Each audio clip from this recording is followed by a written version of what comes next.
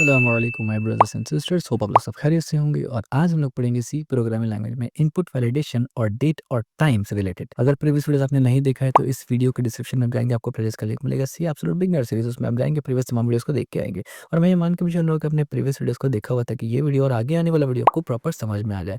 इस वीडियो के डिस्क्रिप्शन में आपको एक और प्लेलिस्ट का लिंक मिलेगा सी अल्टीमेट सीरीज, उसमें आप जाएंगे तो प्रीवियस तमाम वीडियोस को आप देखेंगे जो कि सी प्रोग्रामिंग लैंग्वेज के जितने भी थियोरेटिकल एस्पेक्ट है उसको कवर करते हैं। और वो आपके लिए बहुत ज़्यादा हेल्पफुल होता है जब आप एग्जाम के लिए प्रिपरेशन कर रहे होते हैं या इंटरव्यू वगैरह के लिए बेसिक लेवल पे। अगर अब तक आपने इस चैनल को सब्सक्राइब नहीं किया तो सब्सक्राइब कर लीजिए, वीडियो को लाइक नहीं किया तो लाइक कर लीजिए और इस वीडियो को शेयर भी कर देता है। शुरू करते हैं before wasting any time. C input validation and date and time. अब क्योंकि हमारा सी का जो ये सीरीज है, एब्सोल्यूट बिगिनर सीरीज है, वो एंड की तरफ आ चुका है। जो मेजर जितने भी कॉन्सेप्ट्स है वो सब हम लोगों ने कवर कर लिया है। तो आज हम लोग कुछ एडिशनल कॉन्सेप्ट्स को टच करेंगे। यानी ये सी का कोर कॉन्सेप्ट तो नहीं है, यानी ये सी का फंडामेंटल कॉन्सेप्ट नहीं है, ना ही सी में एडवांस कॉन्सेप्ट है। ये सी का अलग लाइब्रेरीज का कॉन्सेप्ट है जो कि आप बोल सकते हैं कि सी में एडवांस में आ जाता है। दैट्स वन रीजंस व्हाई हमने इसको जस्ट टच किया है, ताकि अगर इंटरमीडिएट लेवल पे आप आगे पढ़ना शुरू करें सी को तो आपको थोड़ा सा टच पता रहे कि कैसे क्या करना है। तो अभी आज हम लोग पढ़ेंगे इनपुट वैलिडेशन और डेट और टाइम। डेट और टाइम का मतलब है कि यस, रियल टाइम डेट और रियल टाइम टाइम के साथ कैसे डील करते हैं आप सी प्रोग्रामिंग लैंग्वेज में, उसके examples. Validation, user input and working with date and time in C, what we will cover. Input validation technique देखेंगे, वैलिडेटिंग नंबर रेंज करेंगे, वैलिडेटिंग टेक्स्ट इनपुट देखेंगे और working with time and date और उसका formatting कैसे करते हैं। बहुत इंटरेस्टिंग टॉपिक है आज का, तो लगे रहिए आप मेरे साथ। Input validation. इनपुट वैलिडेशन का मतलब, इनपुट का मतलब आपको पता है, यूजर जब कुछ देता है तो उसको बोलते हैं इनपुट, और उसको वैलिडेट करना जरूरी है। ऐसा नहीं कि यूजर कुछ भी दे और आप बस उसको चला दे। यहाँ पर फिर सिक्योरिटी कंसर्न बहुत सारा आ जाता है कि जो क्रैकर होते हैं या जो गलत ब्लैक हैट हैकर्स होते हैं वो क्या करते हैं, साइबर क्रिमिनल्स वगैरह होते हैं, वो मिलिशियस कोड डालते हैं इनपुट के जरिए। तो जाहिर सी बात है वो आपको सैनिटाइज करना होता है, वो आपको वेरीफाई करना पड़ता है। तो इसी को वैलिडेशन बोला जाता है, इनपुट वैलिडेशन। ठीक है, सैनिटाइजेशन आप करते हैं बहुत एडवांस लेवल पे जब आप काम करते हैं रियल वर्ल्ड में, लेकिन अभी आप वैलिडेशंस और सैनिटाइजेशंस का बेसिक समझिए। When user enter data into C programming language they might type something unexpected. यानी जाहिर सी बात है, यूजर कुछ भी डाल सकता है, आपके कंट्रोल में तो नहीं है ना। आपने फॉर एग्जांपल बोला है कि भाई 2+2, यानी आपने प्लस माइनस मल्टीप्लीकेशन डिवीजन के लिए एक प्रोग्राम बनाया, अब यूजर डायरेक्ट अपना नाम डाल दे तो जाहिर सी बात है आप रोक तो नहीं सकते उसको, लेकिन आपको हैंडल करना पड़ेगा उसको। ठीक है, input validation make sure that input is correct before program continues. Without validation your program might crash और give the wrong result. Important input problem, number outside expected range, यानी आपका एक नंबर रेंज में चाहिए होता है, उसने अनएक्सपेक्टेड दे दिया। Empty text input, text input दिया लेकिन वो एम्प्टी दे दिया, उसने टेक्स्ट दिया ही नहीं। Non numeric input when number are expected, अब जैसे कैलकुलेटर का एग्जांपल दिया हमने, वहां पर आप एक्सपेक्ट कर रहे थे नंबर, उसने दिया text. Buffer overflow from too much input, अब उसने बहुत सारा इनपुट दे दिया जिससे बफर ओवरफ्लो हो गया। तो ये सब कुछ कॉमन टेक्निक्स है। इसके अलावा भी पूरा लिस्ट होता है जब प्रोडक्शन लेवल पे आप जाते हैं ना, प्रॉपर लिस्ट, बल्कि इसके लिए अलग से लाइब्रेरीज भी इस्तेमाल किया जाता है। और मतलब अलग अलग चीजों के हिसाब से डिपेंड करता है कि आप क्या बना रहे हैं, उसके इर्द गिर्द ये घूमते हैं। यानी ये पूरा रिलेटिव है, ये यानी यूनिवर्सल रूल नहीं है कि यही सब टेक्निक्स होता है। आपका जो पूरा का पूरा प्रोग्राम क्या कर रहा है उसके बेसिस पर वो चेंज होता रहता है। ठीक है, सब्जेक्टिव है ये। की प्रिंसिपल क्या है, नेवर ट्रस्ट यूजर इनपुट। आसान शब्दों में आपको यूजर इनपुट के ऊपर भरोसा नहीं करना। ठीक है, कि यूजर आएगा और एग्जैक्टली यही डालेगा, नहीं भैया, हैकर्स भी बाहर बैठे हैं और बहुत कुछ आपका प्रोग्राम के साथ वो कर सकते हैं, तो आपको हमेशा चेक करना होता है। Always validate it before using it in your program. अब यहाँ पर मैं जस्ट 2 मिनट पॉज करके एक इंटरेस्टिंग बात बताना चाहता हूँ कि ये वो पॉइंट है कि जहाँ पर जो डेवलपर्स है, सॉफ्टवेयर इंजीनियर्स है, कोडर्स है, जो वेबसाइट बैकएंड बनाते हैं, क्लाउड इंफ्रास्ट्रक्चर बनाते हैं, उनका एक काइंड ऑफ डिबेट चलता है एथिकल हैकर्स से। ठीक है, क्योंकि वो ये कहते हैं, यानी दोनों का अपना पर्सपेक्टिव है। और to be very honest, I am software engineer and I am also ethical hacker and I am certified ethical hacker. तो दोनों ही इंडस्ट्री, दोनों इकोसिस्टम में ही यानी मेरा ये ना एक्सेस रहता है, तो दोनों ही मैंने पढ़ा भी है, दोनों में हमारा प्रोजेक्ट वगैरह भी है। तो मतलब वो एक होता है ना कि बाइस्ड जवाब मैंने दूंगा, जो मुझे लगता है मैं वो बताता हूँ आपको। मोस्टली आप देखेंगे जो एथिकल हैकर्स होते हैं ना, वो ये कहते हैं कि भैया तुम सॉफ्टवेयर बनाओ और हम उसमें से गलती निकालेंगे, यानी बग ढूंढ के निकालेंगे उसको उसमें, तो वी आर सुपीरियर्स। यानी नॉट डायरेक्ट जबान से कोई बोलते हैं सुपीरियर, बट वो कहने का मतलब ही वो होता है ना कि आप लोग बनाते हैं, हम लोग उसमें से गलती ढूंढते हैं, फिर जाके आप उसको फिक्स करते हैं और वो गलती हम लोग बताते हैं आपको। तो काइंड ऑफ, और जबकि जो डेवलपर्स होते हैं वो बोलते हैं कि भाई गलती पॉइंट आउट करना बड़ा आसान है, लेकिन प्रोग्राम बनाना बहुत मुश्किल है, और आप जो प्रोग्राम इस्तेमाल करके गलती ढूंढ रहे हैं वो प्रोग्राम भी किसी डेवलपर ने बनाया। तो ये काइंड ऑफ एक इन्फिनिट लूप चलता रहता है कि जिसमें एक समझता है कि यार हम तो असल मेहनत कर रहे हैं और हमारा ही चीज इस्तेमाल करके इथिकल हैकर्स हैक कर रहे हैं, जो कि एक डेवलपर का पर्सपेक्टिव है, और वो अपने आप को इसमें सुपीरियर समझते हैं। दूसरा, इथिकल हैकर्स ये समझते हैं कि चलो माना कि तुम ऐप बनाते हो और उसको हम लोग इस्तेमाल करते हैं, लेकिन तुम खुद ये सोचो कि तुम्हारा ही बना हुआ ऐप का इस्तेमाल करके हम तुम्हारी ही गलती निकाल रहे हैं, तो we are more intelligent than you. तो ये एक इथिकल हैकर का पर्सपेक्टिव चलता है। लेकिन मेरा ये पॉइंट ऑफ व्यू इसमें है कि यार जब आप ये डिबेट्स देखते हैं ना, तो ये बेसिक लेवल पे होता है। जब आप एक हायर लेवल पे जाते हैं, यानी अगर आप ऐसे डेवलपर है जो एक हायर लेवल पे है, जरूरी नहीं कि आप सॉफ्टवेयर इंजीनियर ही हो, सॉफ्टवेयर ही बनाएंगे, आप एक कोडर है, आप प्रोग्रामर है, लेकिन आप हायर लेवल पे है, एडवांस प्रोग्रामर है। सेम एज आप एक एथिकल हैकर है, जरूरी नहीं कि आप बग हंटिंग कर रहे हैं, एथिकल हैकिंग ही कर रहे हैं, ऑफेंसिव है, हो सकता है डिफेंसिव सिक्योरिटी में आप हो, एनालिस्ट में आप हो, इंसिडेंट रिस्पॉन्स हो, फॉरेंसिक्स हो, क्रिप्टोग्राफी हो, बहुत सा डोमेन है इसमें एथिकल हैकिंग में, साइबर सिक्योरिटी में। तो आप किसी में से भी, बट आप एडवांस लेवल पे हो, तो कहीं ना कहीं आपका डोमेन खुद ब्रॉड हो जाता है। यानी आसान शब्दों में ये है कि अगर एक एथिकल हैकर वाकई बहुत एडवांस लेवल पे चला जाता है ना, बहुत हाई लेवल पे चला जाता है ना, तो उसको वो सब स्किल सीखना पड़ता है जो एक सॉफ्टवेयर इंजीनियर सीखता है। ऑफकोर्स पूरा का पूरा स्किल नहीं सीखता है वो, लेकिन काफी सारा पार्ट सीखना पड़ता है। क्यों? देखिए, जैसे कि सॉफ्टवेयर डेवलपर ने कहा कि मेरा बनाया हुआ ऐप पर ही तो आप डिपेंडेंट है, तो जाहिर सी बात है आप सिर्फ गलती पॉइंट आउट करें वो आसान है, लेकिन अगर मेरा एप्लीकेशन ही नहीं होता, यानी दूसरे सॉफ्टवेयर इंजीनियर से एप्लीकेशन बनाया ना, वो इस्तेमाल ही नहीं करते आप, फॉर एग्जाम्पल बर्ब सूट है, ओवास टॉप 10 है, वगैरह वगैरह, ओवास का है, प्रॉक्सी बहुत सारा आपका ये रहता है, यानी प्रॉक्सी एप्लीकेशन होता है वो सब, और ये बहुत सारा है। तो उसके बगैर आप क्या कर सकते हैं, ये उनका एक पॉइंट है। और इथिकल हैकर से क्या पॉइंट है कि भाई आप ये सोचिए कि आपका एप्लीकेशन इस्तेमाल करके आपकी गलती निकाल रहे हैं, तो हमारे पास दिमाग ज्यादा है ना। अगर आपके पास इतना दिमाग है कि एप्लीकेशन आपका हम इस्तेमाल कर रही है, आपका आर्ग्यूमेंट है, तो गलती कर ही क्यों रहे हो, हमें पकड़ने ही मत दो। तो ये बेसिक लेवल पे जो नॉर्मल लोग जानते नहीं है ज्यादा, वो ये करते हैं। जब आप एक हायर लेवल में एथिकल हैकिंग फील्ड में जाते हैं ना, तो आपको खुद से अपने लिए एप्लीकेशन डिजाइन करना पड़ता है। आप अपना एप्लीकेशन खुद से बनाते हैं, ठीक है, अपना एप्लीकेशन खुद से बनाते हैं। तो जाहिर सी बात है, पूरा एप्लीकेशन जब आप खुद से बनाते हैं, और वो वैसा एप्लीकेशन होता है ना दुनिया में नहीं बना आज तक, तभी तो आप खुद से बना रहे हैं। अगर बना हुआ होता तब इस्तेमाल करते, और वो आपके रिक्वायरमेंट के हिसाब से होता है, तो भैया खुद से एक एप्लीकेशन बनाना ये आसान नहीं है। आपको बहुत सारी अच्छी सॉफ्टवेयर इंजीनियरिंग डोमेन और इकोसिस्टम से सीखना पड़ता है, और तब एथिकल हैकर्स उसी कम्युनिटी को फॉलो करते हैं। प्रोग्रामिंग कोड्स और वो सब वही गुड प्रैक्टिस वहीं से फॉलो किया जाता है। तो काइंड ऑफ कि वो मर्ज हो गया। सेम एज अगर आप एक सॉफ्टवेयर इंजीनियर है, लेकिन आप बहुत हायर लेवल पे एक बैकएंड इंजीनियर है, और आप सीनियर लेवल पे है ना, तो आपको बहुत सारा न्यू टाइप का लाइब्रेरी खुद बनाना पड़ता है। यानी फॉर एग्जांपल सैनिटाइजेशन के लिए बहुत सारा नया नया लाइब्रेरी आप खुद डेवलप करते हैं कि ये चीज को भी, और आप खुद इवेंट टेस्टिंग भी कर लेते हैं कभी कभी, यानी रॉ टेस्टिंग, रफ टेस्टिंग कर लेते हैं खुद, एक काइंड ऑफ एथिकल हैकर बन के। तो काइंड ऑफ जब आप ये काम करेंगे, तो आपको एथिकल हैकिंग का नॉलेज होना चाहिए। आपको पता होना चाहिए किस तरीके से मिलिशियस इनपुट डाला जाता है। अगर आप वो नहीं पता आपको, तो आप कैसे करके टेस्टिंग करेंगे? तो एक अच्छा लेवल का बैकएंड इंजीनियरिंग भी अगर है, तो उसको भी एथिकल हैकिंग जाके पढ़ना पड़ेगा। उसको भी पढ़ना पड़ेगा ट्रिगर वर्ड्स क्या होता है, एक्सेसेस क्या होता है, सीएसआरएफ क्या होता है, बैकडोर्स क्या होता है, और खास करके अगर मेरा बैकएंड है तो उसमें कैसे करके ये हो सकता है, मिटिगेट कैसे करेंगे, फेमस कौन कौन सा वल्नरेबिलिटीज है, मतलब बहुत सारा चीज है। तो पॉइंट इज कि जब आप हायर लेवल पे चले जाते हैं ना, तो ये जो डोमेन्स है ना, ये किसी का जागीर नहीं होता है कि ये हमारा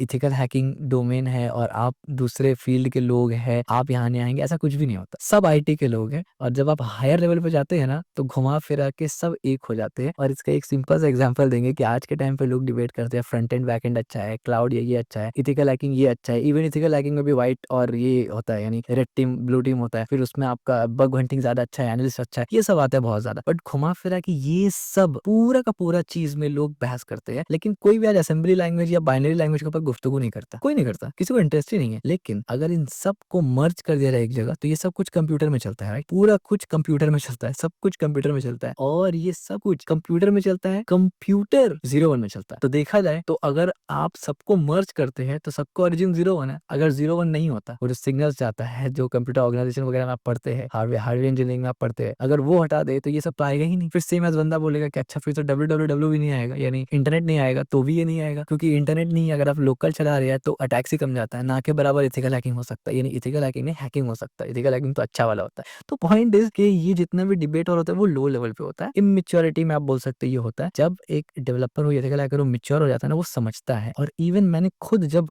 मैं पाइथन में कोई लाइब्रेरी के साथ काम कर रहा होता हूँ, रिक्वेस्ट एचटीटीपी वगैरह के साथ, तो मुझे पाइथन इकोसिस्टम में जो पाइथन डेवलपर है, वो जिस तरीके से कोड लिखते हैं, मुझे उसको ही फॉलो करना पड़ेगा। ऐसा थोड़ी है कि आई am not a software engineer, I am not a developer, मैं तो साइबर सिक्योरिटी वाला हूँ, तो बस मैं ऐसा कुछ भी नहीं होता, ऐसा कुछ भी नहीं होता। जब आप अच्छे लेवल पे सीखते हैं, तो सब कुछ मर्ज हो जाता है, और सबके साथ मिल के काम करना पड़ता है। एक कंपनी में साइबर सिक्योरिटी वाला बात करता है बैकएंड वाला से, तब जाके वो सजेस्ट करता है कि अभी हमारे इसमें ये नया नया वल्नरेबिलिटी आया है, तो आप इस लाइब्रेरी को नहीं दूसरे वालों को इस्तेमाल करिए। तो ये सब कुछ मिल के काम होता है। We are a community, complete community. पूरा का पूरा आईटी इंडस्ट्री एक कम्युनिटी के अंदर आ जाता है। ठीक है, तो ये एक छोटा सा टाइम लेके मैं थोड़ा सोचा कि क्योंकि इस पे डिबेट बहुत ज्यादा होता है। अच्छा, अब हम लोग दोबारा से अपने टॉपिक पे आते हैं, वैलिडेट नंबर रेंज। अब नंबर रेंज को कैसे वैलिडेट करेंगे? बहुत टाइम ऐसा होता है कि हमें एक पर्टिकुलर रेंज के अंदर ही डिटेल चाहिए होता है, लेकिन यूजर ज्यादा डाल सकता है। For example, check if number is within the allowed range. Check if the number is within allowed range, मान लीजिए 1 से लेके 5 तक। ठीक है, अब यहाँ पर क्या हो रहा है? अब देखिए, वेरिएबल स्टोर यूजर नंबर, यहाँ पर नंबर स्टोर हो रहा है यूजर का, यहाँ पर प्रिंटफ हुआ, बल्कि मैं इसको लिख के एक्सप्लेन करता हूँ आपको। ठीक है, तो हम लोग अपना कोड पे आते हैं। ये बेसिक कोड हमने लिखा हुआ है जो कि टेस्टिंग पर्पसेस के लिए था कि चल रहा है कि नहीं चल रहा, ताकि मैं नहीं चाहता कि जब मैं आपको एक्सप्लेन करूँ पता चला भाई कोड ही नहीं चल रहा है, तो सही नहीं लगता है। तो हम लोग यहाँ पर क्या करेंगे, इंट, और मैं यहाँ पर एक नंबर लेता हूँ,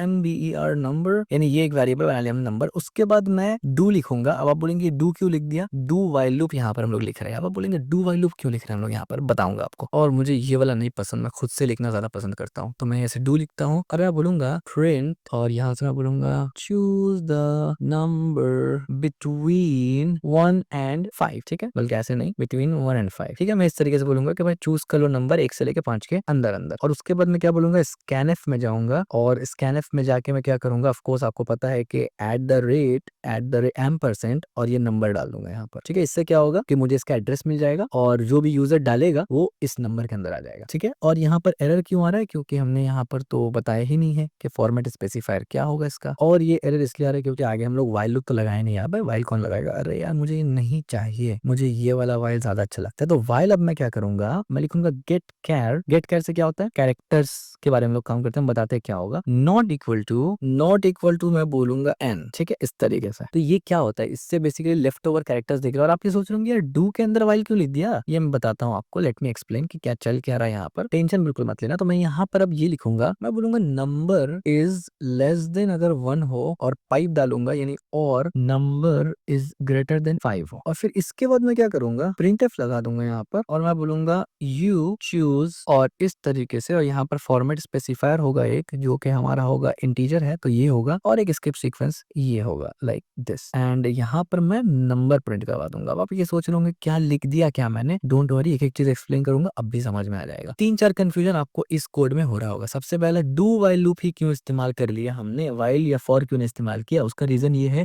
कि हमें फर्स्ट टाइम ये प्रिंट करना ही है हमेशा, क्योंकि हमें यूजर को ये तो दिखाना ही है ना। मतलब यूजर अगर गलत मारे या सही मारे वो तो बात की बात है, लेकिन ये तो फर्स्ट टाइम दिखना ही चाहिए। तो इसलिए हमने डू इस्तेमाल किया, क्योंकि याद करिए डू वाइल लूप का रूल क्या था कि पहली बार दिखेगा, बाद में कंडीशन चेक होगा। तो this is one of the example कि हम पहली बार यूजर को चूज देना चाहते हैं, नंबर का ऑप्शन देना चाहते हैं। उसके बाद अगर यूजर सही ऑप्शन चूज करे तो दोबारा से लूप चलेगा, गलत चूज करे तो लूप नहीं चलेगा, या जो भी लॉजिक है वो हम लोग करेंगे। तो यहाँ पर हमने डू लगाया, इसके वजह से फर्स्ट टाइम यूजर को ये दिखेगा, और फर्स्ट टाइम सिर्फ यूजर को ये वाला वैल्यू मिलेगा। उसके बाद हमने अंदर में वाइल कैसे लगा दिया, या दो वाइल इस्तेमाल कर लिया, और इसका वाइल का तो कुछ कंडीशन वंडीशन है ही नहीं कि मतलब चल क्या रहा है। तो देखिए, ये जो वाइल लूप है ना, ये क्या कर रहा है, यहाँ पर हमने वाइल लूप में कंडीशन दिया, हमने बोला get character not equal to /n। इसका क्या मतलब होता है? यानी ऐसा कैरेक्टर को लो जो /n के बराबर ना है, और ये लूप चलता रहेगा। यानी जितने बार ये वाला लूप डू वाइल लूप चलेगा, उतने बार ये भी चलेगा। तो ये कर क्या रहा है बेसिकली? तो अब देखिए, इसका जवाब हमने यहाँ पर दिया हुआ है। ये क्या कर रहा है, clear left over character from the input buffer, यानी जो बचा हुआ कैरेक्टर है, लेफ्ट ओवर कैरेक्टर है ना, उसको साफ कर रहा है ये। ठीक है, हर बार चेक करके। उसके बाद यहाँ पर आते हैं, यानी ये वाइल लूप तब चलेगा जब ये वाइल लूप ट्रू होगा, अदरवाइज ये नहीं चलेगा, क्योंकि डू वापस से चलेगा तभी ये चलेगा। अब हम लोग आते हैं अपने वाइल लूप के अंदर, हम इसको नीचे कर देते हैं ताकि थोड़ा सा वर्बोसिटी अच्छा हो जाए। हमने वाइल लूप में क्या चेक किया, हमने बोला नंबर अगर छोटा है 1 से, या फिर नंबर अगर बड़ा है 5 से। अगर नंबर 1 से छोटा है तो ट्रू होगा, यानी ये वाइल लूप चलेगा, यानी ये वाला चलेगा। अगर नंबर छोटा हो 1 से, और यहाँ पर नंबर 5 से बड़ा हो, यानी इसका मतलब ये है कि ये दोनों कंडीशन चेक होगा। फॉर एग्जाम्पल, अगर हमने नंबर 0 डाला तो नहीं चलेगा, ये फॉल्स हो जाएगा। नंबर 1 डालेंगे, ठीक हो गया, तो 5 से बड़ा नहीं चलेगा, यानी इन बिटवीन 1 से 5 तक चलेगा। और उसके बाद हम लोग इसको चूज नंबर से दिखा देते हैं। तो ये इसको एग्जीक्यूट करते हैं। पहले कंपाइल के वक्त एक एरर आ गया, और इसको कर देते हैं यहाँ से एक बार सिंगल कोट्स में, लाइक दिस, ऐसे सेव करते हैं, और इसको दोबारा से कंपाइल करेंगे। और ओके, यहाँ पर मुझे ये करना है, my bad, like this skip sequence रहेगा। ठीक है, और कंपाइल किया, और उसके बाद एग्जीक्यूट किया। तो अब देखिए, चूज अ नंबर बिटवीन 1 से 5 मेरे पास आ गया। तो लेट्स से मैं यहाँ पर चूज करता हूँ 1, तो 1। अच्छा, यहाँ पर मुझे थोड़ा स्पेस दे देना चाहिए ताकि ठीक लगे। इस तरीके से दोबारा से करते हैं, नॉट लाइक दिस, बस इसको कंटिन्यू नहीं करना मुझे, कंपाइल एंड नाउ एग्जीक्यूट। अब देखिए यहाँ पर आया चूज नंबर बिटवीन 1 से 5, तो लेट्स से मैंने 1 चूज किया ऐसे, तो बता रहा है यू चूज 1। अब लेट्स से यहाँ पर दोबारा से मैंने कंपाइल, अच्छा जरूरत नहीं था कंपाइल करने का, वैसे दोबारा से हमने किया, इस बार हमने किया 2, तब देखिए बोल रहा है यू चूज 2, दोबारा इसको एग्जीक्यूट करेंगे, हम बोलेंगे 5, तब देखिए बोला यू चूज 5। अब हम क्या करेंगे, इसमें हम बोलेंगे 8, अब देखिए यहाँ पर जैसे ही 8 बोले तो वो एग्जीक्यूट नहीं हुआ, वो फिर से बोला choose a number between 1 and 5, हम 0 चूज करेंगे, वो फिर से बोलेगा भाई 1 से 5 के अंदर चूज करो भाई, हम बोलेंगे भाई इतना बड़ा नंबर, वो बोलेगा भाई हम लेंगे ही नहीं, 1 से 5 के अंदर दोगे तो ही लेंगे, तो जैसे ही हम बोलेंगे 4 वो एक्सेप्ट करेगा। तो इससे क्या होगा कि ये वाला नंबर जो है ना, इस पे हम लोग सेव यानी कोड आगे बढ़ेगा ही नहीं, इस पे ये वैल्यू सेव होगा ही नहीं अनटिल कि ये वाला नंबर चेक हो जाए, यानी ये रेफरेंस चेक हो जाए प्रॉपर तरीके से। तो ये बेनिफिट होता है बेसिकली एरर हैंडलिंग यानी इनपुट वैलिडेशन का। अब यहाँ पर अगर मान लीजिए लेट्स से मैंने यहाँ पर मान लीजिए एबीसी डाला, तो अब देखिए यहाँ पर एबीसी डालने पर भी कोई एरर नहीं आया, उसने चेक कर लिया गेट कैरेक्टर की वजह से कि यहाँ पर नंबर होना चाहिए और 1 से 5 तक होना चाहिए, नंबर होना चाहिए 1 से 5 तक होना चाहिए, ठीक है। अब लेट्स से मैं यहाँ पर क्वेश्चन मार्क और ऐसा कुछ दो देता हूँ तो भी वो बोलेगा भाई 1 से 5 तक दो। अगर मैं ऐसे कर देता हूँ तब देखिए यू चूज 1 और ये वाला कैरेक्टर को उसने स्किप कर दिया। सेम एज अगर मैं ऐसे बोलता हूँ कि ए बी सी और 2, अब ये मैंने थोड़ा सा खतरनाक वाला एग्जाम्पल दे दिया।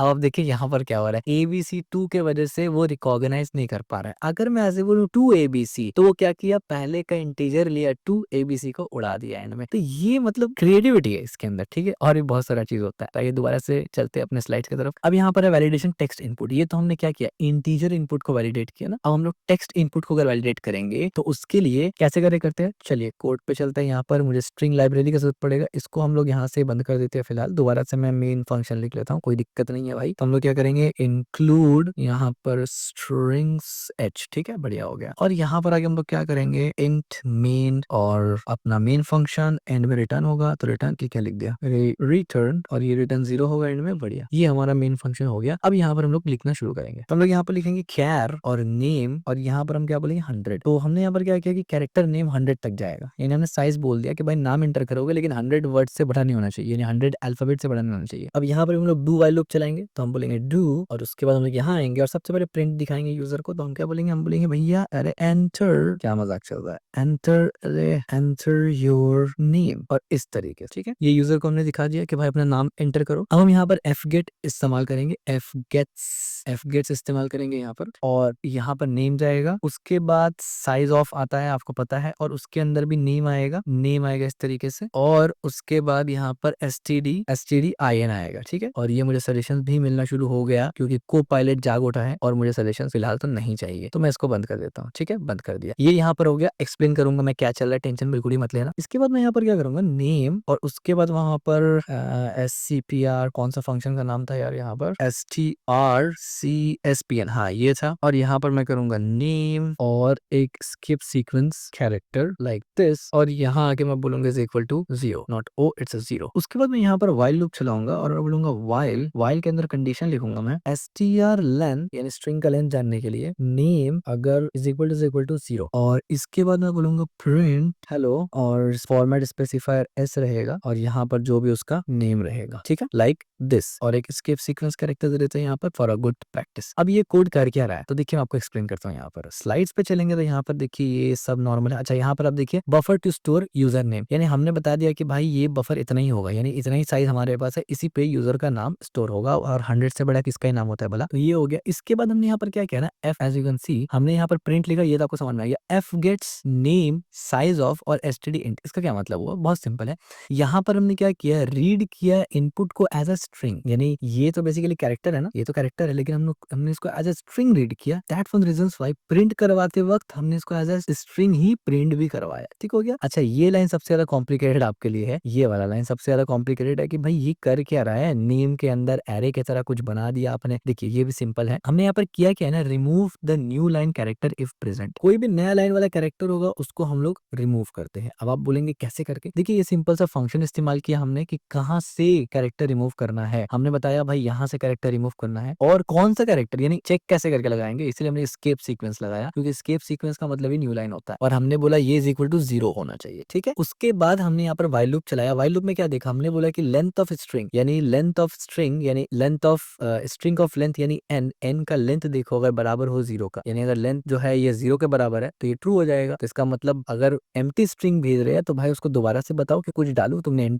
एम्प्टी स्ट्रिंग भेज दिया, और जैसे वो नाम डालेगा तो उसको ग्रीट करके दिखाओ। तो चलो हम लोग करके देखते हैं इसको। मैं इसको कंपाइल करता हूँ और कंपाइल टाइम में एक एरर आ गया है। वाओ, तो क्या एरर आया है उसको जरा फिक्स करने की देखते हैं कोशिश। और ये एरर इतना अच्छा है कि मुझे पहली बार एरर देख के बड़ी खुशी हो रही है, क्योंकि ये एरर आ चुका है प्रिंट का, हमने एफ नहीं लिखा। तो अगर आप भी दूसरे प्रोग्रामिंग लैंग्वेज से है जहाँ पर प्रिंट लिखने का आदत होता है तो आपको भी मजा आया होगा ये देख के। तो दोबारा से हम लोग इसको कंपाइल करेंगे और फाइनली इस बार कोई दिक्कत नहीं है अल्हम्दुलिल्लाह। एंड देन हमने इसको एग्जीक्यूट किया। इंटर योर नेम, तो लेट से मैं डालता हूँ अमीरी, तो मेरा नाम नहीं है आमिर है, तो आमिर सोहेल मैं डालता हूँ यहाँ से। और ये दोबारा से मांग रहा है तो चलो मैं बोल देता हूँ रोहान अली, और ये फिर से मांग रहा है तो लेट से मैं बोल देता हूँ Alisha Shaikh. Oh my god, ये तो मांगते ही जा रहा है। There is glitch bro, there is glitch, कुछ तो गड़बड़ है यहाँ पर, ये तो मांगते ही जा रहा है। एज यू कैन सी ये लूप, और बहुत देर के बाद जाके ये लूप खत्म हुआ और एंड में किसी को हेलो भी तक नहीं बोला, तो यहाँ पर कुछ गड़बड़ है। तो आइए इसको जरा सा फिक्स करते हैं कि क्या गड़बड़ है यहाँ पर। और भैया जब हमने इसको डिबग किया तो पता है क्या प्रॉब्लम था? प्रॉब्लम सिर्फ इतना था कि यहाँ पर हमने सी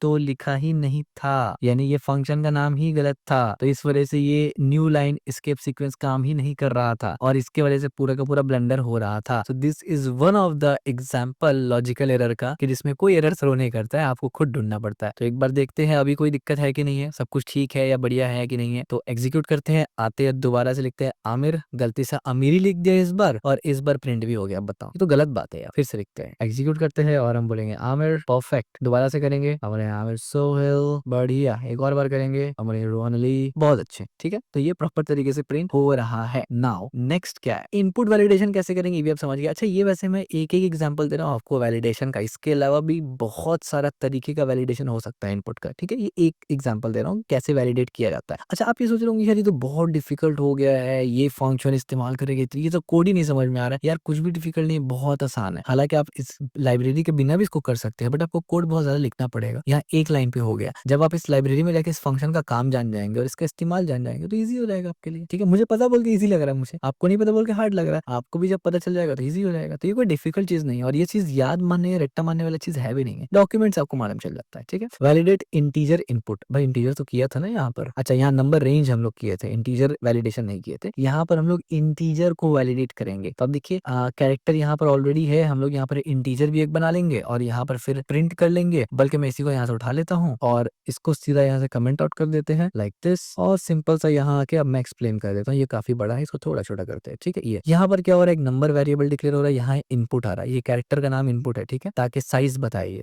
तो ये 100 साइज तक आ रहा है। हमने बोला भाई इंटर नंबर, अपना नंबर इंटर करो जो भी करना है आपको। हमने उसके बाद व्हाइल लूप स्टार्ट कर दिया। फाइनली डू व्हाइल इस्तेमाल नहीं किया, फाइल इस्तेमाल के लिए व्हाइल इस्तेमाल किया। एफ गेट से हम लोग यहाँ पर क्या कर रहे हैं, इनपुट ले रहे हैं। अब आप बोलेंगे यार ये तो हमने प्रीवियसली लिया था नाम के लिए, स्ट्रिंग के लिए। हाँ, बात समझिए, यहाँ पर भी हम लोग वही काम कर रहे हैं, लेकिन यहाँ चल क्या रहा है, देखिए चल ये आ रहा है यहाँ पर कि एफ गेट से तो हम स्ट्रिंग में कन्वर्ट कर रहे हैं, हम लोग रीड कर रहे हैं एज ए स्ट्रिंग। हाँ बिल्कुल, एज ए स्ट्रिंग रीड कर रहे हैं। क्यों कर रहे हैं, उसका रीजन ये है, keep reading input until the user inter a valid integer, यानी तब तक आप रीड कर रहे हैं इनपुट को जब तक इंटीजर ना भेजते। तो इसका मतलब अगर हम फर्स्ट टाइम इंटीजर भेजेंगे तो ऑफ कोर्स जब फर्स्ट टाइम आप इंटीजर भेजेंगे तो ये रीड ही नहीं होगा भाई, डायरेक्ट नंबर में चला जाएगा। सिंपल सी बात है। अगर आप इंटीजर नहीं भेजते तब ये रीड करेगा उसको, एज स्ट्रिंग रीड करेगा। ठीक है, तो पहले ये वही वाला फॉर्मूला है, सिंपल सा स्ट्रिंग में रीड करेगा। उसके बाद try to read an integer from the input string. अब इनपुट स्ट्रिंग के अंदर से इंटीजर रीड करने ट्राई करेगा। For example if S scanf, आप बोलेंगे ये एस स्कैनफ क्या होता है, तो ये भी एक फंक्शन प्रोवाइड करता है। वैसे अगर आप इस पर डबल क्लिक यानी कंट्रोल क्लिक करेंगे तो ये आपके सामने रियल जो सी का लाइब्रेरी का कोड हम लोग इस्तेमाल करते हैं वो आपके सामने आ गया। और मुझे पता है देख के आप डर गए होंगे, तो मैं आपको नहीं दिखा के डराना चाहूंगा। stdio का रियल कोड आप यहाँ पर सीधा इस्तेमाल करेंगे अभी। इफ एस स्कैन, और यहाँ पर इनपुट डाला हमने, इंटीजर टाइप चेक करना है तो इसलिए फॉर्मेट स्पेसिफाई डाला, और कहाँ से उठाना है वो भी बता दिया हमने। और हमने बोला अगर ये 1 के बराबर है तो, यानी चेक करो अगर ये 1 के बराबर 1 के बराबर है कि नहीं है। अगर 1 के बराबर है तो ब्रेक कर दो, यानी success, break out of the loop, loop से बाहर निकल जाओ। एल्स आप बोलिए इनवैलिड इनपुट है, ट्राई अगेन। अगर इंटीजर ना हो तो फिर से पूछो। तो बेसिकली यहाँ पर चलिए रहा है कि अगर यूजर इंटीजर नंबर इंटीजर है अगर, तो यहाँ पर जाएगा, फॉल्स हो जाएगा और सीधा निकल के इधर आ जाएगा, खत्म। लेकिन अगर यूजर ने इंटीजर नहीं डाला तब ये पूरा का पूरा लॉजिक चलेगा। एक बार चला के देखते हैं इसको। इससे बेहतर है कि मैं आपको बोलता रहूं, इससे बेहतर है मैं आपको प्रैक्टिकली करके दिखा दूं। तो अब देखिए इंटर अ नंबर, तो लेट्स से मैंने यहाँ पर पहले मैं अच्छा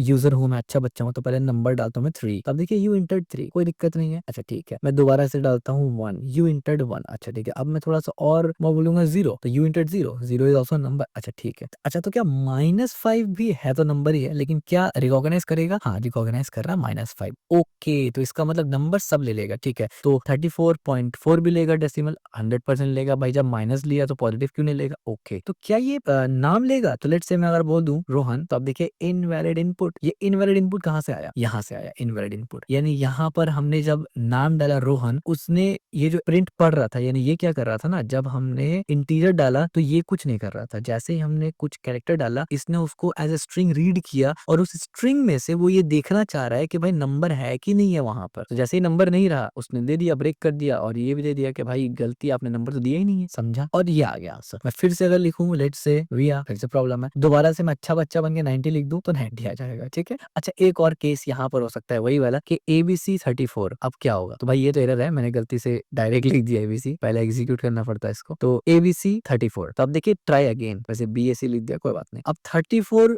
BV लिख देता हूँ मैं, वैसे BV, I am not talking about wifes, 34 wifes, just B and V letter है। तो यहाँ पर B और V को इसने छोड़ दिया और इसने क्या लिया? 34 को ले लिया। अगर अब एक्सपेरिमेंट करने का क्योंकि मन मेरा करता रहता है, तो अगर मैं 2B ऐसे लिखूं तो क्या सेकंड वाला 2 आएगा? तो जवाब है नहीं आएगा, क्योंकि एक बार कैरेक्टर आ गया तो बस खत्म। अच्छा अगर मैं सिंबल्स डालूं तो क्या होगा भाई? लेट्स से मैं बोलता हूँ एक सिंबल डालते हैं ऐसे वाला पाइप का, फिर डालते हैं 6 और फिर एक डालते हैं ये, तो अब देखिए इनवैलिड। लेकिन अगर यहीं पर मैं 5 डाल के, पाइप डाल के ये करूंगा तो 5 आ जाएगा और बाकी नहीं आएगा। तो आप समझ गए होंगे, इस तरीके से आप टेस्टिंग कर सकते हैं। This is how it's works. ठीक है, नाउ अब यहाँ पर ये सब डिटेल ऑलरेडी हम लोग चेक कर चुके हैं। इनपुट वैलिडेशन समरी की input validation techniques use do while loop for repetitive ask for input until it's valid. यानी डू व्हाइल में ये बेनिफिट होता है कि बार बार पहले आप उसको पूछ लेते हैं, अगर गलत है तो हर बार आप उससे पूछते रहते हैं अंटिल कि वो सही, यानी नंबर जो वैलिड है वो दे दे। ठीक है, फॉर नंबर रेंज आप as you can see if the check number within the expected boundary, और text input use fgets and check if the string is empty, है या नहीं है। For integer validation use fget with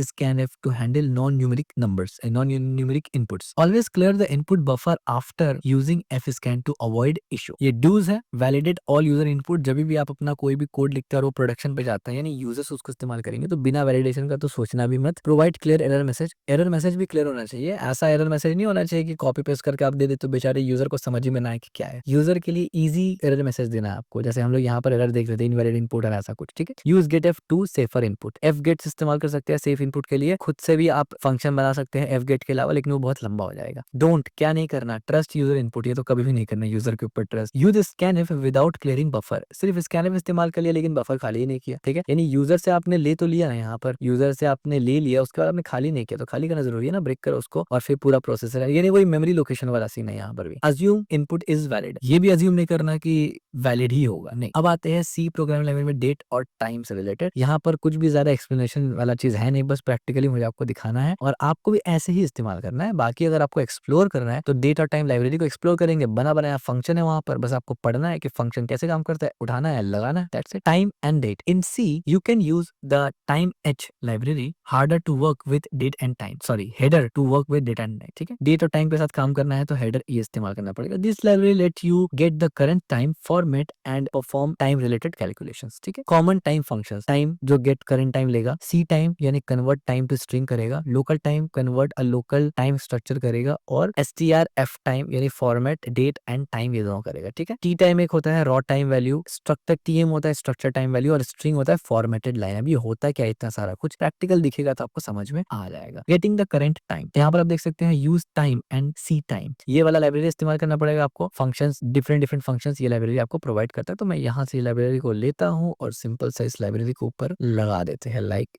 this, और उसके बाद मैं इसको भी कमेंट आउट करूंगा यहाँ से, we don't need it anymore. और उसके बाद हम यहाँ नीचे आएंगे, इसको थोड़ा छोटा करेंगे। ठीक है, को पायलट इससे पहले जाग जाए, 2 मिनट बाकी है, इसको सुला देते दोबारा से। अब आते हैं कोड पे। तो सबसे पहले तो यहाँ आएंगे, इसको कॉपी करेंगे और यहाँ पर दिखाएंगे आपको कोड। तो इस फंक्शन को इस्तेमाल ना करके हम लोग इस फंक्शन को इस्तेमाल करेंगे जो कि ज्यादा क्लियर और अंडरस्टैंडेबल है। और हम लोग यहाँ पर आएंगे और ये जो फंक्शन है इसको हम लोग समझेंगे, बल्कि यहाँ पर फंक्शन का एज रेफरेंस देखते हैं, कोड में मैं आपको डिटेल में समझाता हूँ। ठीक है, इसके बाद ब्रेक डाउन है यहाँ पर लोकल टाइम वगैरह, चलिए यहाँ से समझते हैं हम लोग। अब देखिए यहाँ पर मेन फंक्शन है टी टाइम। टी टाइम क्या है? वेरिएबल का नाम है, एक बेसिकली, यानी टी टाइम का मतलब ये टी टाइम है, यहाँ से आ रहा है, ठीक है। ये इस वजह से कलर चेंज है, as you can see. Current time हमने इसमें स्टोर करवा लिया और उसके बाद हमने क्या किया, टाइम के अंदर करंट टाइम का एड्रेस पास किया। इससे हमें क्या मिला, गेट करंट टाइम। आप सोच रहे होंगे ये करंट टाइम मिल कहाँ से रहा है? भाई कंप्यूटर से मिल रहा है, आपका जो भी टाइम यहाँ पर होगा, जैसे मेरे यहाँ पर 2:06 हो रहा है दिन में, उसके बाद आप उसको प्रिंट करवा लेंगे। तो स्ट्रिंग के फॉर्मेट में ये प्रिंट होता है, तो सी टाइम, यानी सी टाइम क्योंकि स्ट्रिंग देता है ना, इस वजह से आप इसको स्ट्रिंग फॉर्मेट में करेंगे और यहाँ से एड्रेस लेके प्रिंट करवा देंगे। तो एक बार करके देखते हैं कोई एरर आता है या प्रिंट हो जाता है। तो कंपाइल हो गया और ये एग्जीक्यूट हो गया और आप देख सकते हैं करंट टाइम ट्यूसडे 1 जनवरी। तो आप सोच सकते हैं 1 जनवरी दिन में 2 बजे बैठ के मैं आप लोगों के लिए सीरीज रिकॉर्ड कर रहा हूँ यहाँ पर, जबकि सब घूम रहे हैं। तो यार लाइक सब्सक्राइब शेयर तो बनता है, चैनल को सपोर्ट भी कर दीजिए। आने वाले टाइम में बहुत ही अच्छा कंटेंट आने वाला है। 2026 डेडिकेशन तो होना ही चाहिए, ठीक है। अच्छा, अब आते हैं अपने ये फंक्शन को इस्तेमाल कर लेते हैं, ठीक है। तो आइए मैं करके दिखाता हूँ आपको। इसको दोबारा से मैं कमेंट आउट कर देता हूँ, ठीक है, और उसके बाद मैं ये कर देता हूँ, ठीक है। अब इसको मैं एक्सप्लेन करता हूँ कि भैया क्या चल रहा है यहाँ पर। देखो यहाँ पर वही टाइम लिया मैंने, नाउ एक वेरिएबल बना लिया हमने, उस वेरिएबल के अंदर हमने टाइम को नल कर दिया, गेट करंट टाइम। इससे हमें करंट टाइम मिल गया। अब आप बोलेंगे यार नल कर दिया तो क्या करंट टाइम मिला? हाँ, तो सेट करेंगे ना उसको। उसके बाद हमने स्ट्रक्चर लिया, उसके बाद हमने टीएम उसका एक इंस्टेंस बना लिया और उसके बाद वेरिएबल पॉइंटर बनाया लोकल टाइम। ये कहाँ से आ रहा है, हावर करेंगे इसके ऊपर अगर, तो आप देख सकते हैं लोकल टाइम। क्लिक करेंगे अगर इस पे कंट्रोल दबा के, तो आप देखिए ये लोकल टाइम कहाँ से आ रहा है, ये डेट और टाइम वाला में से पूरा उठ के आ रहा है, ठीक है। इसको यहाँ से काट देते हैं और यहाँ पर से हमने नाउ ये वाला नाउ है और यहाँ से हमने एड्रेस ले लिया क्योंकि पॉइंटर के साथ काम कर रहे हैं। Convert to local time structure, ठीक हो गया। ये चीज अगर आपको उतना अच्छे से नहीं समझ में आया तो टेंशन मत लीजिए, अलग से अगर आप कहेंगे तो मैं छोटा सा सीरीज बना दूंगा कि टाइम, ये टाइम जो लाइब्रेरी है इसके ऊपर, क्योंकि इसका फंक्शन समझना आपको वो डॉक्यूमेंटेशन वगैरह में जाके देखना पड़ेगा। वैसे मजे की बात तो ये कि सी का डॉक्यूमेंटेशन ओपन सोर्स नहीं है, क्लोज सोर्स है, यानी पैसे देके आपको लेना पड़ेगा। बट टेंशन मत लीजिए, माइक्रोसॉफ्ट और दूसरे ने बहुत अच्छा डॉक्यूमेंटेशन लिखा हुआ है फ्री में। उसके बाद हमने प्रिंट किया एरर, नॉट एरर, ईयर्स, और वहां पर स्ट्रक्चर आपको पता है कि एक स्ट्रक्चर को एक्सेस करना है, तो स्ट्रक्चर एक्सेस किया टाइम ईयर से और +9 इतना। अब ये क्यों किया, ऐड इतना to get the actual year. अब आप बोलेंगे यार ये क्या बात है, एक्चुअल एयर गेट करने के लिए इतना क्यों लिखना पड़ेगा? इसके पीछे रीजन होता है, हर प्रोग्रामिंग लैंग्वेज लाइब्रेरी होता है ना, उस वक्त का एक डेट स्टार्टिंग टाइम होता है। तो इस वजह से उसको कैलकुलेट करने के लिए करंट ईयर अगर आपको निकालना है तो उस नंबर्स को कैलकुलेट करना पड़ता है, प्लस करना पड़ता है, माइनस मल्टीप्लाई, इस वजह से वो होता है। यानी ये एक ऐसा चीज है जो आप कांस्टेंट मान के चले, आपको हमेशा ही करना होगा, ठीक है। इसके अलावा कोई ऑप्शन नहीं है। दूसरा, आपको मंथ चाहिए तो मंथ में आप इस तरीके से करेंगे, मंथ आर नंबर्ड फ्रॉम 0 से लेके 11 तक, so added 1 to match the real month number. अब जाहिर सी बात है मंथ जो है ना ये इंडेक्स की तरह दिया हुआ रहता है, यानी जनवरी है तो 0 है और दिसंबर है तो 1 है। तो हम नहीं चाहते कि 0 में जनवरी दिखे, अजीब सा लगेगा ना, तो हम लोग इसीलिए +1 कर देते हैं कि जनवरी में 1 दिखेगा, ठीक है, क्योंकि ये दिखेगा हम लोगों को। डेट में क्या है, डेट में नॉर्मल है आवर्स, मिनट और सेकंड। बेसिकली हमें चाहिए क्या भाई, साल बताओ, महीना बताओ, दिन बताओ, घंटे बताओ, मिनट बताओ और सेकंड भी बताओ, और ये सब प्रॉपर होना चाहिए जैसे हम लोग देखते हैं। तो आइए ट्राई करते हैं। कंपाइल किया, कोई एरर नहीं, और जैसे एग्जीक्यूट किया तो ईयर 2026, मंथ है 1 क्यों आ रहा है, क्योंकि यहाँ +1 लिखा हुआ है, अदरवाइज यहाँ पर 1 नहीं आता, 0 आता, ठीक है। अगर मैं इसको हटा देता हूँ तो आप देखेंगे यहाँ पर 0 आएगा। दोबारा से इसको कंपाइल करके एग्जीक्यूट करूंगा तो आप देखिए यहाँ पर 0 आ गया, जो हम लोग ऑफकोर्स नहीं चाहते थे। So that's all reasons why हम लोग यहाँ पर 1 इस्तेमाल किया। इससे प्रीवियस वीडियोस में भी एक बार और इसका ऐसा सिनेरियो आया था, हमने वहाँ एक्सप्लेन किया था। तो 2026 है, यहाँ पर मंथ है 1, डे है 1, आवर्स है 14 का मतलब ये 24 आवर्स वाला सेक्शन में चल रहा है, एएम पीएम वाला नहीं है। तो 24 आवर्स सेक्शन में आपको पता है कि 12 के बाद 11, यानी 12 के बाद 13 14 स्टार्ट हो जाता है। तो दिन का 14 बज रहा है, यानी दिन का 14 क्या होता है, दिन का 2 बज रहे हैं और टोटल 14 है। एएम पीएम वाला अगर चाहे तो वो भी एक्सेस कर सकते हैं। मिनट 10 है और सेकंड 52 है। अब आप ये सोच रहे होंगे क्या दोबारा एग्जीक्यूट करेंगे तो क्या 52 से आगे बढ़ेगा? तो बिल्कुल बढ़ेगा, कहीं नहीं बढ़ेगा भाई, नॉट ओनली 52 से आगे बढ़ेगा बल्कि ये भी आगे बढ़ेगा, ठीक है। और देख सकते हैं मैंने कंपाइल नहीं किया, सिर्फ एग्जीक्यूट किया, ठीक है। अभी 21 है, दोबारा से अगर एग्जीक्यूट करेंगे तो ये बढ़ जाएगा, देखिए 32, 33, 34, 35, 36, 37, 38। अब ये मत सोचिए कि लूप लगा के 1 से हो रहा है, ये सेकंड्स है बेसिकली। अब 40 क्रॉस हो गया होगा, अब देखिए 42, ठीक हो गया। तो ये रियल टाइम में जो आपका टाइम है वो बता रहा है। मेरा जो कंप्यूटर का रियल टाइम है आपको राइट बॉटम में दिख रहा है ना, ये इसके हिसाब से चल रहा है। हाँ, वो अलग बात अगर आपने कंप्यूटर में ही गलत टाइम सेट किया हुआ, दैट इज डिफरेंट। बट हाँ, उसके पास भी ऑप्शन है, अगर आप कंप्यूटर में रियल टाइम नहीं सेट किए तो आप इंटरनेट से भी कर सकते हैं, बट वो फिर एक अलग लेवल पे चला जाएगा, दैट इज डिफरेंट थिंग। तो आई होप आपको ये भी समझ में आ गया होगा इजीली। अब अगर आप ये सोच रहे होंगे कि यार ठीक है, समझ तो सब आया, लेकिन हमको कैसे पता चलेगा कि यार ये वाला लिखना है, फिर ये वाला लिखना है, फिर ये वाला लिखना है? तो देखिए ये वाला लिखना है और साथ में ये वाला लिखना है ना, ये उसी लाइब्रेरी में आपको मिल जाएगा। वो लोग खुद बताएंगे कि भैया इसको इस्तेमाल करेंगे तो ऐसे करो, तो टेंशन बिल्कुल मत लेना, ठीक है। ये जस्ट एक बोनस टॉपिक है जो मैं आपको बता रहा हूँ कि ये भी चीज होता है, ठीक है। ये जरूरी नहीं है कोई कि इंटरव्यू में हम जाएंगे आपको बोलेगा टाइम और डेट लाइब्रेरी समझा, ऐसा कभी नहीं होता है, ठीक है। उसी का फंडामेंटल ही पूछेगा आपसे। इंपॉर्टेंस यहाँ पर वही वही चीज हमने एक्सप्लेन किया है। The TM year stores the number of the year since इतना, सो वी एडेड इतना to get full year and the month इतना फॉर इतना इतना, यानी वो इतना इतना जो भी था हमने एक्सप्लेन कर दिया, ठीक है। पॉइंटर टू स्ट्रक्चर, अब देखिए यहाँ पर using the pointer to structure, ये हमने ऑलरेडी, ये वाला चीज है, ये हमें ऑलरेडी मालूम है, ठीक है। अब यहाँ पर देखिए फॉर्मेटिंग डेट और टाइम, डेट और टाइम को फॉर्मेट कैसे कर सकते हैं सही तरीके से, तो आइए फॉर्मेट करके भी देख लेते हैं। तो यहाँ पर एक और मैंने यहाँ पर किया,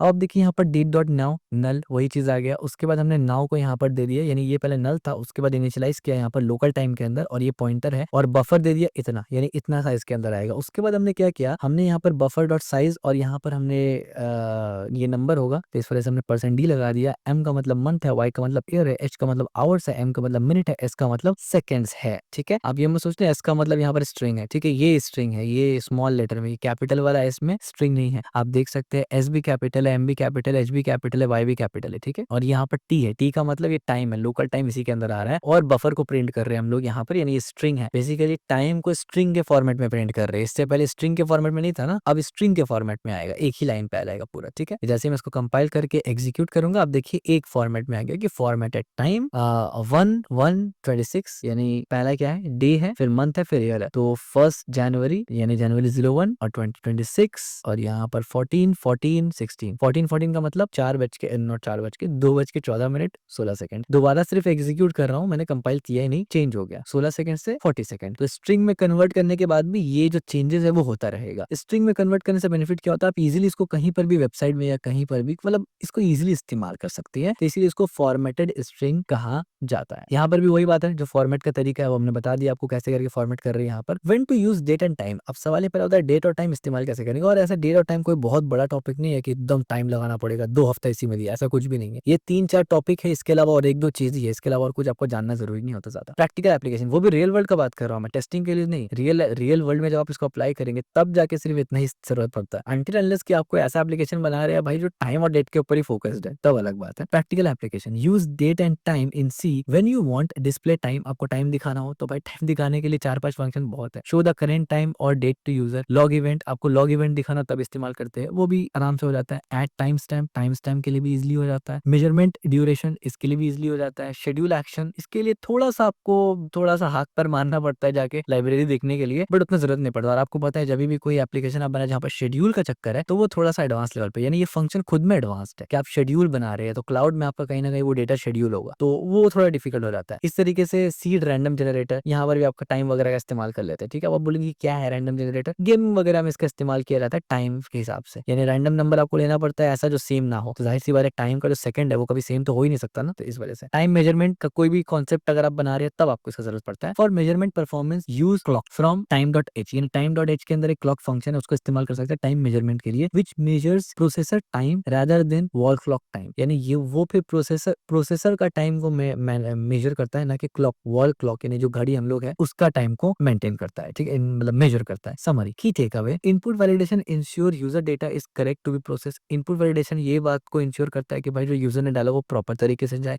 डू वाइल लूप इस्तेमाल करते हैं ताकि रिपीटेडली यूजर से पूछते रहे, ऐसा ना हो कि एक बार यूजर ने एग्जीक्यूट किया और बेचारे ने गलत जवाब दिया गलती से और वो एप्लीकेशन ही बंद हो गया। नहीं, एप्लीकेशन तब तक बंद ना हो जब तक यूजर खुद से बंद ना करे। हाँ, गलत डाला है तो उसको दोबारा से मैसेज दिखाओ कि फिर से डालो, तो इसलिए डू वाइल लूप इंपॉर्टेंट हो जाता है। For number range check if the number is within the expected boundary, अगर कोई रेंज है आपका तो आपको बाउंड्री चेक करना है, चाहे नंबर का रेंज हो या फिर स्ट्रिंग का रेंज हो। For text input use fgets and check if the string is empty, तो अगर स्ट्रिंग के लिए आपको इस्तेमाल करना है तो पहले तो fget इस्तेमाल करिए जिससे वो जो इनपुट है वो एज अ स्ट्रिंग आप रीड कर सके और उसको वो एम्प्टी है या नहीं वो देख सके, आप उसमें नंबर है कि नहीं वो भी देख सकते हैं आगे। For integer validation use fget with ss-scanf to handle non numeric value, इस तरीके से टाइम लाइब्रेरी इस्तेमाल किया जाता है। प्रोवाइड फंक्शन दिया था आपको वो working with date and time, time क्या करता है, रिटर्न करता है current time as T time value, ठीक है, यानी time function. Local time function क्या करता है, कन्वर्ट टाइम इनटू स्ट्रक्चर, यानी लोकल टाइम फंक्शन स्ट्रक्चर में कन्वर्ट करता है tgame with individual time component, इसी वजह से हमें अलग अलग लाइन पे वो अलग अलग प्रिंट होकर देखा। और स्ट्रिंग f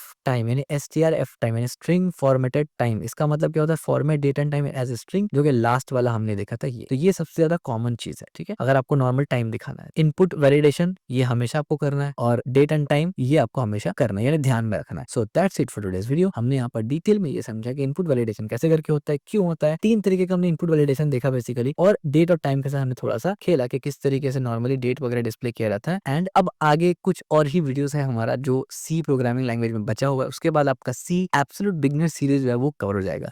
तो अगर अब तक आपने इस चैनल को सब्सक्राइब नहीं किया, सब्सक्राइब कर लीजिए, वीडियो को लाइक नहीं किया तो लाइक कर लीजिए और इस वीडियो को शेयर भी कर देना।